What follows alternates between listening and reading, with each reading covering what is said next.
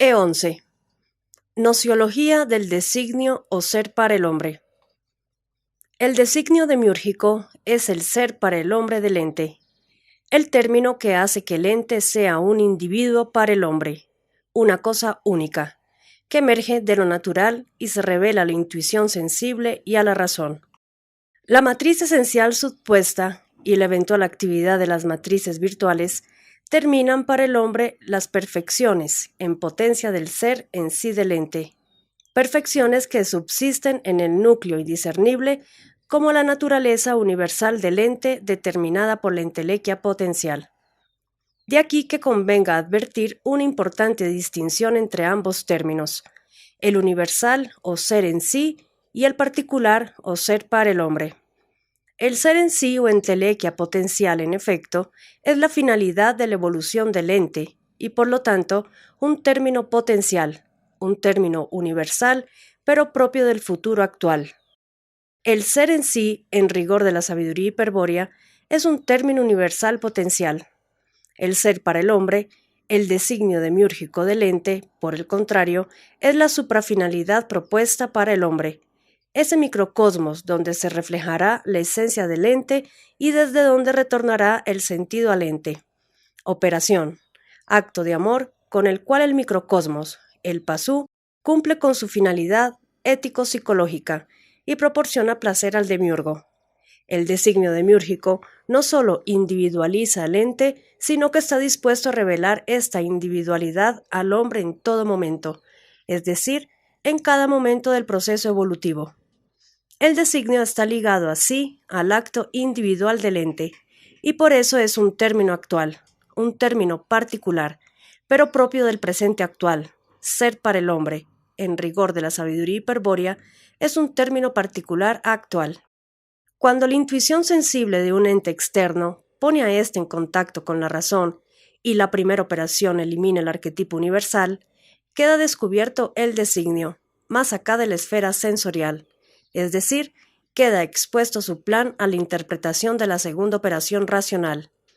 La razón construye entonces un esquema sémico del designio demiúrgico y lo integra como relación entre principios, como enlace entre nudos de la estructura cultural. El esquema contenido en la relación constituye la verdad del ente, porque es la interpretación racional, un reflejo interno de la esencia verdaderamente conocida del ente.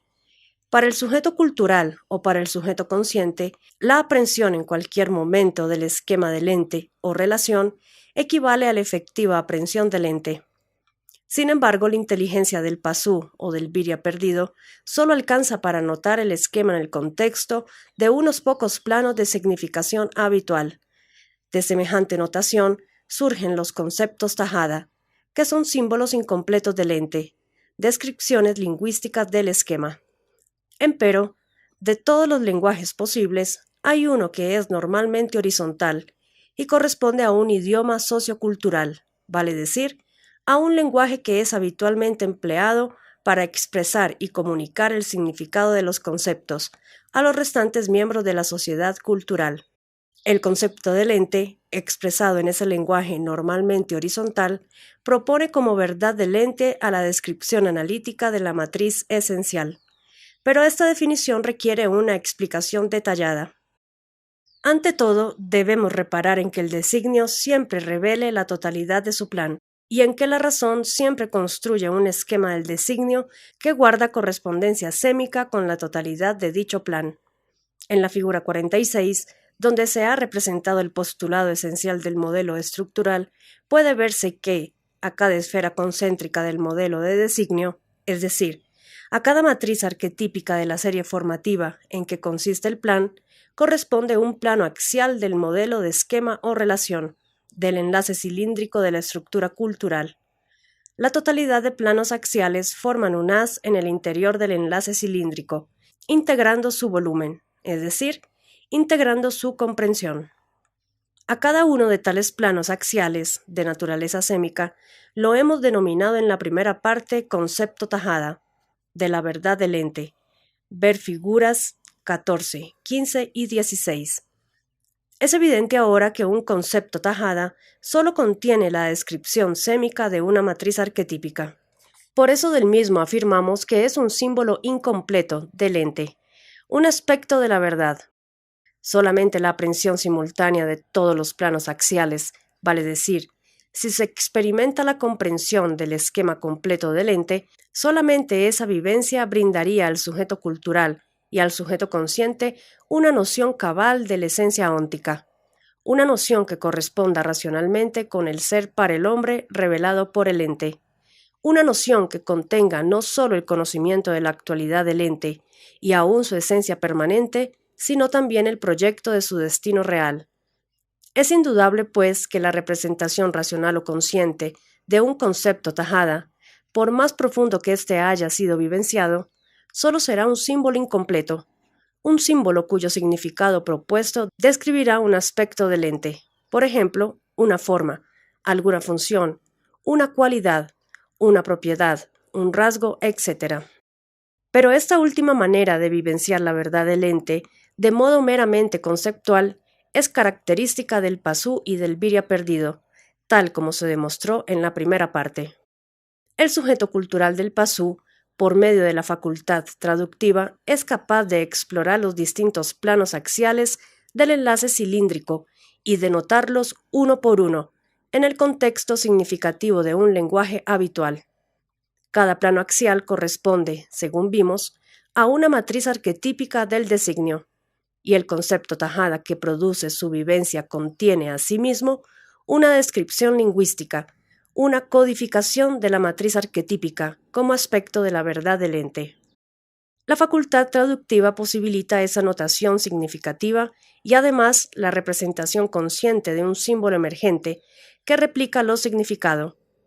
Para ello, para asegurar la dirección de la emergencia hacia la esfera de conciencia, el concepto será siempre notado en un plano de significación horizontal, por causa de la potencia activa que subyace en los símbolos del esquema. Recordemos lo dicho en la primera parte al respecto. Consideremos el proceso del pensar racional. Un pensamiento ha iluminado un sistema y el relieve de un significado se perfila sobre el horizonte de la significación continua, pero la facultad traductiva nota el significado perfilado sobre un determinado plano de significación, el contexto significativo que otorga significación al significado. Se nivela sobre dicho plano particular. Sabemos que la facultad traductiva es la capacidad para tornar inteligible la verdad del ente en una pluralidad de planos de significación oblicuos. Sin embargo, cualquiera que sea la inclinación del plano de significación, el pensamiento siempre es vivenciado con referencia a un plano horizontal. Esto ocurre así porque la facultad traductiva es una función de las potencias activas de las relaciones. En toda relación existe una referencia potencial a la esfera de conciencia, como centro de referencia de sí mismo, que nivela y torna horizontales los planos de significación, en los cuales el significado es notado. No importa entonces cuán oblicuo sea en la estructura cultural el plano de significación, en el que la facultad traductiva haya notado el significado de una relación. En el pensamiento, el significado y su contexto siempre serán horizontales, o cuando la inteligencia sea tan elevada como para permitir notar el significado en varios lenguajes oblicuos. La actualización de un sistema, su iluminación, motiva al sujeto para experimentar su vivencia.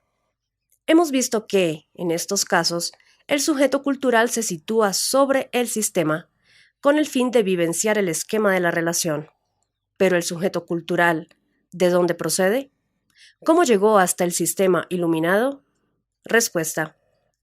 Indudablemente, salvo casos de anormalidad extrema, el sujeto cultural se encuentra sobre la estructura habitual, en el plano de significación horizontal del lenguaje sociocultural. Para llegar al sistema iluminado, el sujeto cultural se desplaza horizontalmente por la estructura cultural, sobre el plano del lenguaje habitual. Pero este llegar al sistema sobre un plano horizontal implica que el esquema será notado en su contexto, es decir, que será experimentado como concepto del lenguaje habitual. Considerando el ejemplo de la figura 48, es decir, el caso en que el esquema iluminado correspondiese a la verdad de un caballo, el sujeto cultural notará, pues, el concepto habitual del caballo, el concepto del caballo como objeto cultural exterior, el concepto del caballo en idioma corriente.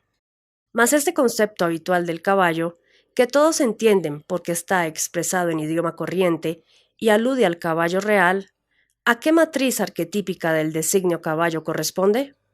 Respuesta: a la matriz esencial. Es evidente que si la matriz esencial es la forma supuesta que individualiza al caballo, la forma que termina su naturaleza equina y hace de él ese caballo, entonces ese caballo será conocido primeramente bajo tal forma esencial. El concepto habitual del caballo es una descripción analítica de la matriz esencial del designio caballo. Y este concepto habitual, según vemos, es el aspecto de la verdad del caballo que normalmente se nota en el lenguaje sociocultural habitual, en el idioma corriente. Por eso definimos más atrás que el concepto del ente, expresado en ese lenguaje normalmente horizontal, propone como verdad del ente la descripción analítica de la matriz esencial. El modelo de designio permite extender esta definición de concepto habitual para todo ente. En la figura 46, en efecto, puede comprobarse que uno de los planos axiales, señalado AB, es paralelo al plano de significación horizontal STT. El plano axial AB representa el concepto habitual del ente, vale decir, al concepto de la matriz esencial. En la misma figura se observan además otros planos axiales dentro del enlace cilíndrico o esquema del ente. Son los conceptos tajada de las matrices virtuales del designio, conceptos que solo pueden ser notados en el contexto de planos de significación oblicuos, correspondientes a lenguajes no habituales. Toda matriz virtual se diferencia de su inmediata consecutiva en una cualidad o nota. Al ser interpretadas racionalmente como conceptos tajada, las diferencias cualitativas entre las matrices virtuales se mantienen invariantes. Por eso, a medida que nos alejamos del concepto habitual, es decir, del plano axial AB de la figura 46, los conceptos tajada oblicuos presentan diferencias cada vez mayores, aspectos insólitos de la verdad del ente. Es un caso análogo al examinado en E10, con respecto al designio caballo. Es fácil inferir que las matrices consecutivas más cercanas, matrices virtuales del caballo, solo han de diferir muy levemente de la matriz esencial activa, en una cualidad o nota cada una. Una diferencia apreciable recién podría advertirse luego de tomar distancia formal con la matriz esencial, es decir, luego de situarse en un punto distante de la serie formativa y de efectuar una comparación de la homología estructural con la matriz virtual allí observada. Y este caso es análogo porque el postulado esencial del modelo estructural nos demuestra que a cada matriz del designio corresponde un plano axial o concepto tajada en el esquema de la relación. En el esquema del caballo, por ejemplo, podemos imaginar que los conceptos tajada más cercanos al concepto habitual apenas difieren de éste en alguna cualidad. Al concepto habitual del caballo, correspondiente a la matriz esencial del designio caballo, le han de seguir, por ejemplo, los conceptos no habituales, pero muy semejantes, de zaino, alazán, tordillo, overo, etc., correspondientes a matrices virtuales del designio caballo, matrices que determinan las notas accidentales de la forma equina. Ahora bien, ¿hasta qué extremo pueden llegar las diferencias cualitativas entre el concepto habitual y los conceptos oblicuos? Ya lo hemos tratado al estudiar el mito y el símbolo sagrado. La serie formativa del designio es una procesión de matrices arquetípicas que van del demiurgo al ente. En el extremo de la serie está siempre el arquetipo universal del ente, el cual es un aspecto del demiurgo, el dios del ente. De aquí que al ser esquematizada por la razón, la matriz extrema del designio, la que corresponde al dios del ente, conforme un concepto extremadamente oblicuo, un concepto tajada cuyo contenido se denomina mito, y su representación símbolo sagrado. En el artículo citado, para el ejemplo específico de un esquema del pez, se describió cómo la fantasía de un pez alado podía desencadenar la emergencia de un símbolo sagrado, desde el concepto oblicuo correspondiente al dios del ente, y la manifestación autónoma del mito. pero la misma explicación podría aplicarse al caso del designio caballo y su esquema de la estructura cultural con solo considerar que en el extremo de la serie formativa y consecuentemente en el concepto oblicuo más extremo existe una matriz virtual que corresponde a un dios caballo, por ejemplo, a un Pegaso. Hay que advertir aquí que la teoría nociológica de la sabiduría hiperbórea recién será expuesta, completa en el quinto tomo. Como se explicará allí, el postulado esencial del modelo estructural permite describir analógicamente la correspondencia nociológica que se establece entre un ente externo designado y la estructura cultural del pasú durante la percepción. Sin embargo, el ente designado que ha revelado su ser para el hombre a la percepción del pasú espera recibir el sentido mediante la expresión y convertirse en objeto cultural. Este segundo movimiento, la correspondencia axiológica entre la estructura cultural y el ente externo, requerirá la definición de otro principio del modelo estructural para ser comprendido analógicamente, el postulado patencial. E12. Estudio analógico del designio átomo. En E9, al explicar el principio de individuación de los entes, afirmamos que hay igualdad de especie y de entidad de designio. Este concepto significa que todos los miembros de una misma especie, por ejemplo los 5 perros de la figura 45, han sido señalados por el verbo del demiurgo, con idéntico designio. El designio de cada perro es idéntico.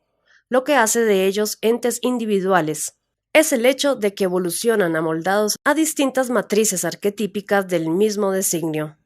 Tales matrices activas en cada perro se denominan matrices esenciales. Sin embargo, por pertenecer todas ellas a la serie formativa del designio perro, la matriz esencial de un perro individual puede corresponder a una matriz virtual de otro perro. Si un perro es Canis familiaris, no puede ser a la vez Canis lupus. Empero, la matriz del Canis lupus se halla virtualmente en el designio del Canis familiaris, conjuntamente con las matrices virtuales del Canis occidentalis, Canis australianis, etc. También si un perro real es, por ejemplo, negro, esta cualidad cromática, este accidente que se agrega a su esencia canina específica. Pero toda otra cualidad cromática posible, blanco, manchado, etc., está presente en su designio bajo la forma de alguna matriz virtual de la serie formativa. El perro negro podría enfermar y su pelo virar de color y tornarse gris, pero la concreción de tal accidente solo es posible porque la matriz virtual del color gris, subsistente en su designio, lo permite. La sabiduría hiperbórea siempre afirmó este concepto de a igualdad de especie, identidad de designio, y es por ello que desde muy antiguo hubo sabios que supieron ver, tras la matriz esencial que individualiza un determinado ente específico, otras posibilidades formales subyacentes en su ser cognoscible a la que denominaron cualidades potenciales de la cosa, posibilidades que en realidad procedían de las matrices virtuales de la serie formativa del designio. Un ejemplo clásico de esta afirmación hiperbórea lo constituye el concepto de materia y de átomo material, cuya antigüedad se remonta a la época atlante y que se mantuviera hasta la edad moderna europea, es decir, hasta que la ciencia empírica y nociológicamente daltónica lo desterrara. En este subartículo vamos a exponer aquel antiguo concepto hiperbóreo y a demostrar el error y la insuficiencia del concepto moderno con el que se lo reemplazó. El concepto hiperbóreo es bien sencillo de exponer. En todo ente físico, su substancia material se caracteriza por ser de una única naturaleza esencial, y todos los átomos materiales son de una misma especie. La sabiduría hiperbórea afirmó, pues, de un principio que solo existe una substancia material, una única esencia, un solo tipo de átomo, debido al modo como el demiurgo construyó el macrocosmos, por la imitación multiplicadora de una única mónada, reflejo de sí mismo, cuya manifestación material consiste en el átomo gravis, y por la combinación multiplicadora de los 10 arquetipos fundamentales, reflejo de sus 10 rostros, cuya expresión neumática constituye el designio de los entes. La creciente ceguera de los hombres, correlativa con el avance de las tinieblas del Kali Yuga, fue degradando ese concepto y así se acabó por distinguir 4 sustancias básicas o esencias materiales, luego 5 o 7, últimamente 92 elementos, y finalmente en la actualidad más de 100. Pero lo ocurrido es también bien sencillo de explicar.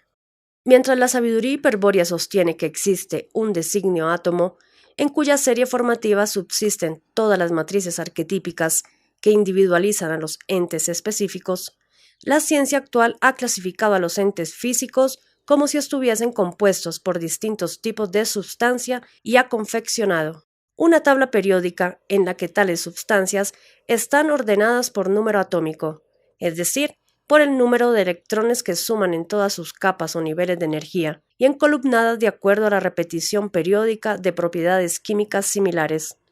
Un ejemplo de semejante tabla puede verse en la figura 50.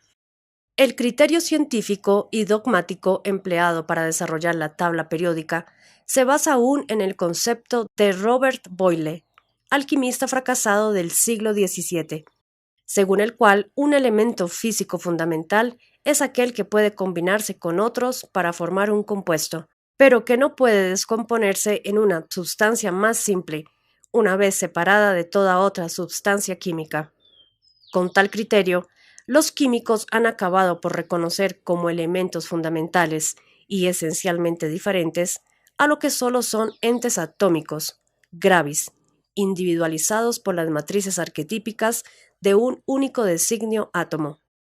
La tabla periódica no es, pues, más que un modelo de designio desplegado, es decir, un modelo realizado inconscientemente por la ciencia, en el cual se despliegan erróneamente las matrices arquetípicas del designio átomo.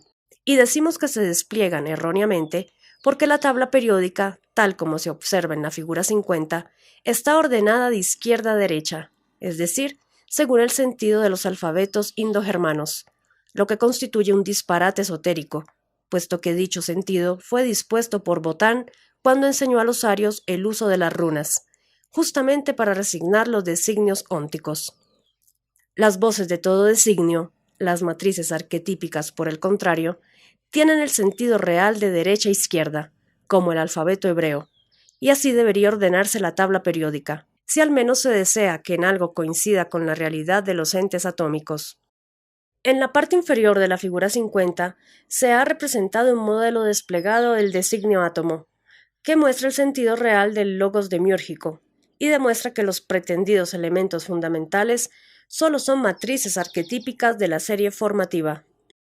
Según la sabiduría hiperbórea, y de manera análoga a como se explicó para el caso del designio caballo, en la materia atómica rige el principio. A igualdad de especie, identidad de designio.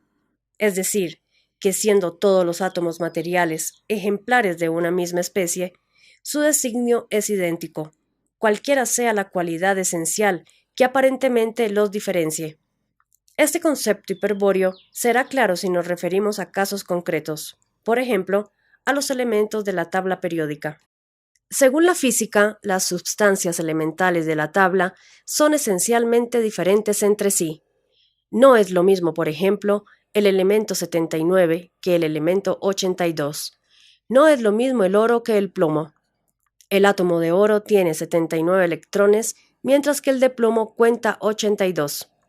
Pero además presentan diferentes pesos atómicos por causa del distinto número de partículas del núcleo, especialmente neutrones. El átomo de oro pesa 196,967, en tanto que el de plomo 207,19. Tales diferencias de estructura atómica causarían las distintas cualidades que caracterizan al elemento oro y al elemento plomo.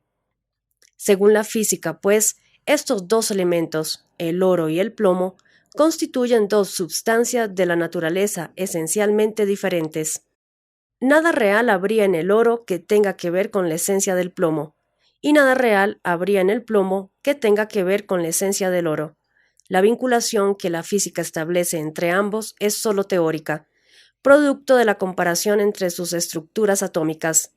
En la realidad, ambos elementos son esencialmente diferentes, y no hay nada concreto en ellos que los relacione realmente entre sí, tal el concepto de la física. Pues bien, Algo muy distinto afirma la sabiduría hiperbórea sobre el oro y el plomo, o sobre cualquier otro elemento de la tabla periódica. Para la sabiduría hiperbórea, todos los elementos de la tabla periódica son miembros particulares de la misma especie átomo, y por lo tanto tienen idéntico designio demiúrgico. Quiere decir que el hidrógeno 1, helio 2, litio 3, oro 79, mercurio 80, talio 81, plomo 82, uranio 92, etc., son entes atómicos que existen por causa del mismo designio demiúrgico. En cada uno de ellos subyace el mismo plan activo, la misma serie formativa de matrices arquetípicas. Lo que diferencia a los miembros de la especie átomo es el principio de individuación, vale decir, la matriz esencial con la cual se han individualizado dentro de la forma específica. Así, el átomo de oro no es más que la individuación de un ente atómico universal o gravis, bajo la forma supuesta de la matriz esencial oro. Y lo mismo puede afirmarse, por ejemplo, del átomo de plomo, el cual consiste en un ente atómico universal o gravis, individualizado conforme a otra matriz arquetípica del mismo designio, la matriz esencial del plomo. Mas es importante advertir que en el átomo de oro, la matriz del plomo y cualquier otra matriz arquetípica que no haya intervenido activamente en el proceso de individuación subsiste como matriz virtual, y lo mismo ocurre en el átomo de plomo, por ejemplo, en cuyo designio subsisten las matrices virtuales del oro y de cualquier otra sustancia específica. Para la sabiduría hiperbórea, pues, en oposición a la física teórica, en el oro hay algo real de la esencia del plomo, y en el plomo hay algo real de la esencia del oro, sus matrices virtuales. Tal como lo afirmaba la alquimia hiperbórea, en el plomo está el oro y en el oro está el plomo, realmente como posibilidad de cambio accidental. Pero hay más aún. Tanto en el oro como en el plomo están también todas las matrices virtuales de los distintos elementos de la tabla periódica, lo que significa que el oro, el plomo u otro elemento podrían hacer efectivas las cualidades de cualquiera de los restantes elementos, con solo activar la matriz virtual del mismo, con solo suponerla. Considerando la esfera estratiforme como modelo del designio átomo, podemos imaginar que los átomos de cualquier sustancia consisten en modelos semejantes. Las diferencias entre distintos elementos procederían entonces de la actividad intensiva que ciertas esferas concéntricas del modelo o matrices esenciales desarrollarían en cada uno de ellos. Por ejemplo, si la esfera estratiforme representa un átomo de berilio, debemos imaginar que la cuarta capa concéntrica, desde el centro, se ha activado de tal manera que ella sola determina el carácter de toda la esfera. Es como si al mirar la esfera estratiforme solo pudiésemos percibir la cuarta capa, pero sabiendo con certeza que las restantes capas también se encuentran presentes de modo virtual. Con este ejemplo se comprende que la actualidad de la cuarta capa o matriz esencial es análoga a la individuación de un átomo de berilio, un ente atómico universal, designado con un plan que contiene las matrices arquetípicas de todos los átomos específicos posibles. Se individualiza como átomo de berilio por la actividad conformadora de la cuarta matriz arquetípica, de la serie formativa, la cual cumple entonces la función de matriz esencial del átomo de berilio, y así como las restantes esferas concéntricas de la esfera estratiforme, que no obstante ser invisibles, están presentes de modo virtual junto a la cuarta capa activa, así también las restantes matrices arquetípicas de la serie formativa del designio átomo, correspondientes a la forma de cualquier elemento atómico posible, subsisten de modo virtual en el átomo de berilio individualizado. Utilizando una disposición esquemática semejante a la de la figura 48, en la que se describió el proceso de individuación de un caballo real, es posible demostrar gráficamente el concepto recientemente expuesto sobre el designio átomo.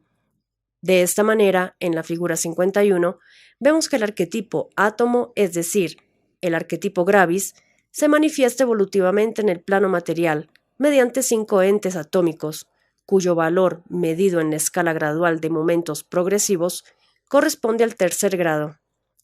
En cada uno de estos entes atómicos subsiste la entelequia gravis como ser en sí, como término universal potencial. Los arcos de espiral representan al proceso evolutivo que conecta continuamente al ser en sí de la pluralidad óntica con el ser universal de la singularidad arquetípica. Con otras palabras, el arquetipo gravis, sin que se altere en ningún momento su singularidad absoluta, se manifiesta con su entelequia potencial en los 5 entes y les confiere naturaleza atómica, es decir, existencia natural e impulso evolutivo. A estos 5 entes atómicos el verbo del demiurgo los designa con el mismo designio átomo, tal como se muestra en la figura 51. Allí, en efecto, mediante el modelo de designio desplegado, definido en la figura 50, se ve que en cada ente evolutivo concurre el mismo designio átomo. Tanto los 4 átomos de berilio como el átomo de litio disponen de un designio átomo que causa su existencia individual. En el núcleo indiscernible de los 5 entes atómicos subsiste la entelequia gravis, el ser en sí, el término universal potencial que les confiere naturaleza atómica. A esta naturaleza universal pone término particular el designio de cada ente atómico. Consideremos los 4 átomos de berilio. En cada uno de ellos, la naturaleza atómica se individualiza conforme a la matriz arquetípica del berilio, la cuarta de la serie formativa, que en estos casos se denomina matriz esencial del berilio. La cuarta matriz es, pues, el subpuesto esencial, que determina individualmente la naturaleza universal de los entes atómicos, que hace de ellos esos átomos de berilio. Las restantes matrices arquetípicas de la serie formativa del designio átomo, las que corresponden a la forma hidrógeno, helio, litio, boro, carbono, etc., subsisten también en cada átomo de berilio como matrices virtuales, como determinaciones posibles de todo cambio accidental. El átomo de litio, por su parte, es la terminación individual de un ente atómico, conforme con la tercera matriz arquetípica de la serie formativa del designio átomo, la matriz esencial del litio. Las restantes matrices arquetípicas, como en el caso de los átomos de berilio, subsisten en el átomo de litio en calidad de matrices virtuales. Pero es evidente que la matriz esencial de berilio, la cuarta de la serie, subsiste en el átomo de litio como matriz virtual, como solo una más de las matrices virtuales de su designio. Asimismo, la matriz esencial del litio, la tercera de la serie, es solo una de las matrices virtuales que subsisten en el designio de cada átomo de berilio. Concepto sintético de designio demiúrgico. Es oportuno para completar la noción de designio demiúrgico expuesta en este artículo comenzar por un breve epítome de los 12 subartículos anteriores. En él, resumen sobre el designio demiúrgico y se pusieron en primer plano los conceptos de finalidad y suprafinalidad. La finalidad de los entes viene determinada por su ser en sí, el cual es un término universal, en tanto que la suprafinalidad es un ser para el hombre, el designio propiamente dicho, el cual es un término particular. Estos conceptos podrían denotar un significado completamente erróneo, impropio de la sabiduría hiperbórea, si no se aclara exactamente qué debe entenderse por lo universal y lo particular de los términos. Tal aclaración se realiza detalladamente en los siguientes subartículos, desde E2 hasta E7. Inclusive se define el término universal, la finalidad del ente y desde E8 hasta E12, inclusive, se precisa el concepto de término particular, la suprafinalidad del ente. Es así como en E2, análisis de la clasificación racional, se distingue entre el universal real y el universal cultural, y se demuestra que toda clasificación sistemática de los entes se efectúa en la estructura cultural, con relaciones entre los conceptos tajada de dichos entes.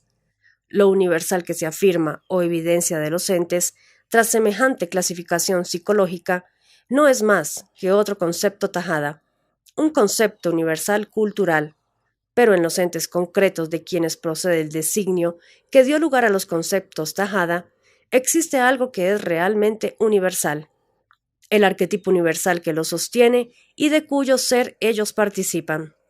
Hay que descartar, pues, el concepto universal cultural propio de la estructura cultural, y remitirse directamente al ente concreto. En E3, especie y género de los entes externos, se demuestra que la especie, a pesar de ser también un concepto tajada, se apoya efectivamente sobre los entes reales para su determinación. El género, por el contrario, es un concepto tajada definido sobre las especies, una operación sistemática pura de la estructura cultural. El género no accede a los entes reales sino a través de los conceptos específicos.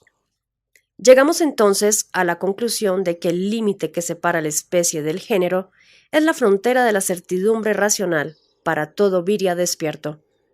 Por eso la comprensión del universal real solo podrá conseguirse a partir de conceptos específicos, es decir, a partir de conceptos que describan las cualidades de los entes concretos. Pero la búsqueda del universal real nos conduce directamente al arquetipo universal, que en la singularidad absoluta de su ser universal se manifiesta materialmente en una pluralidad de entes específicos.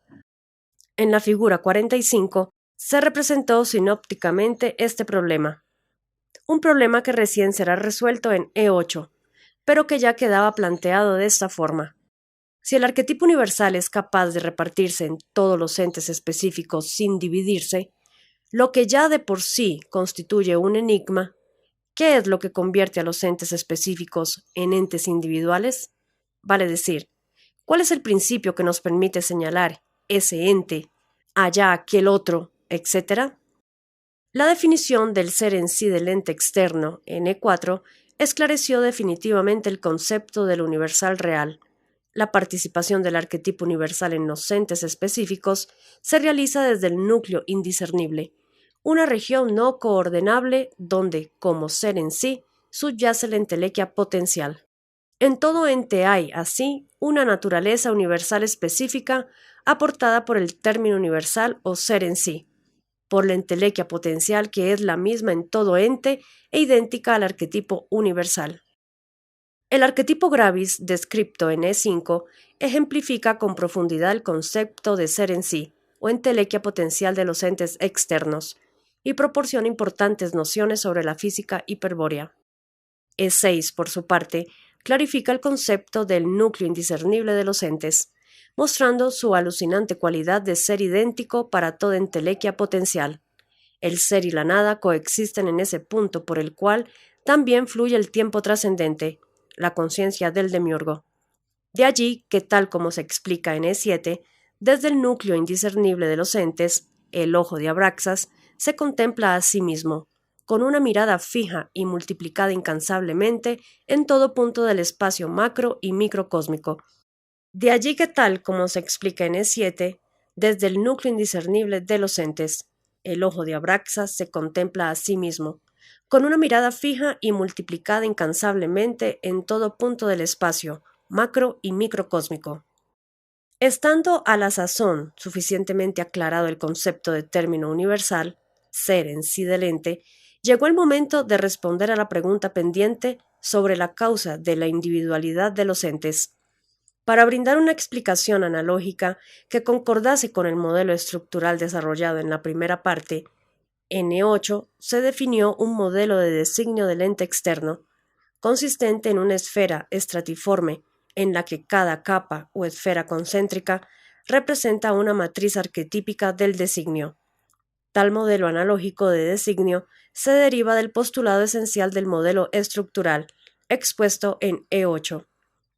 El designio demiúrgico es, según este modelo, un plan activo cuyo proyecto contempla todas las determinaciones posibles de un ente específico, una serie de fases formales que van del demiurgo al ente. Al fin, en E9 se describió el ser para el hombre del ente externo, quedando en claro que la suprafinalidad del ente incluye el principio de individuación, el principio que permite reconocerlo como ese ente concreto. El designio no solo es un ser para el hombre, un ser pronto a revelarse al conocimiento humano, sino también el principio que conforma esencialmente al ente evolutivo, el principio de su individualidad real. Todo ente admite en su existencia dos determinaciones ontológicas, el término universal o ser en sí y el término particular o ser para el hombre. El ser en sí, causante del impulso evolutivo, determina la existencia natural del ente, en tanto que el ser para el hombre determina su existencia individual, a la naturaleza universal del ser en sí, en el ente específico. Pone término actual la matriz esencial del designio. Las restantes matrices arquetípicas del plan activo subsisten en el ente como matrices virtuales o determinaciones del cambio accidental. Toda cualidad, nota, propiedad, rasgo, etc., que se agregue o quite al carácter esencial del ente en cualquier momento de su existencia, está determinado por la actividad accidental de las matrices virtuales. En E10 se aplicaron estos conceptos para efectuar el estudio analógico de un ente concreto, el caballo óntico de la figura 48. Vimos allí cómo la matriz esencial del designio caballo, subpuesta en el ente equino, ponía término individual a la naturaleza universal, con que el proceso del arquetipo caballo impulsaba su evolución. La nociología del designio o ser para el hombre, explicada en E11, demuestra que el concepto habitual de un ente, es decir, el concepto tajada normalmente horizontal en lenguaje corriente, describe a la matriz esencial del ente. Las restantes matrices arquetípicas del designio, las matrices virtuales, están descritas en otros conceptos tajadas, distribuidos oblicuamente en el haz de planos axiales del enlace cilíndrico o relación. Por último, en E12 se practicó una nueva incursión por la física hiperbórea, con el estudio analógico del designio átomo. Comprobamos aquí que la materia consiste de una única especie de entes, cuyos miembros son átomos arquetípicos individualizados según las distintas formas accidentales de la serie formativa del designio átomo. La tabla periódica de las sustancias elementales de la física no es más que una muestra incompleta del designio átomo desplegado. Los átomos de los diferentes elementos de la tabla solo son entes individualizados según las distintas matrices arquetípicas de la serie formativa del designio. Todos los átomos que existen, cualquiera sea su cualidad, están señalados por el verbo del demiurgo con la misma vox, con el mismo designio átomo. Solo varía en cada uno la actividad de la matriz esencial. El concepto sintético de designio demiúrgico, obtenido como conclusión al cabo de este epítome, es el siguiente. El designio es el ser para el hombre del ente, una vox, una palabra, propuesta por el verbo del demiurgo para dar existencia individual al ente, y para que el ente revele esta existencia al hombre. El designio es el término de la naturaleza universal del ente que causa su existencia individual, conforme la matriz esencial de la serie formativa. El designio es un plan activo consistente en una serie de fases formales o matrices arquetípicas, una de las cuales es la matriz esencial que causa la existencia individual del ente, y las restantes son las matrices virtuales que determinan sus cualidades accidentales. El plan activo se denomina también destino real del ente. El designio es una producción del logos del demiurgo y las matrices arquetípicas que integran la serie formativa del plan activo desarrollan una procesión que va del demiurgo al ente. El designio está propuesto en el ente por el demiurgo y la matriz esencial está subpuesta en el ente por el designio. El designio, la totalidad de sus matrices arquetípicas, está construido por la combinación de solo 10 arquetipos, y estos a su vez son solo aspectos de una única mónada, imagen perfecta del uno. Esta mónada, manifestada en la materia con sus 10 aspectos, se denomina Yod. Yod es la voz esencial con la cual se estructura una lengua sagrada, es decir, una lengua propia de una raza sagrada del demiurgo. Yod es el santo monosílabo de Jehová Satanás, que integra toda vox y todo sermo. Por eso, todo designio está escrito en la lengua sagrada solo por Yodim, es decir, solo por una multiplicidad de voces Yod. He aquí la sabiduría hiperbórea. Cuando Botán enseñó a los arios la lengua de los pájaros como instrumento de reorientación estratégica, como rúnica noológica y arma capaz de abrir el camino del regreso al origen, su primera lección fue mostrar cómo se resignaba el yod óntico, es decir, el yod subyacente en todo designio demiúrgico. Y entonces Botán dijo que el yod se resigna por la expresión de la runa odal, quedando así neutralizado su nefasto poder, y desde aquella primera lección del gran as, todo Viria despierto, o iniciado hiperbóreo, dispone de la terrible posibilidad de resignar los designios de los entes, convirtiéndose en su amo y señor.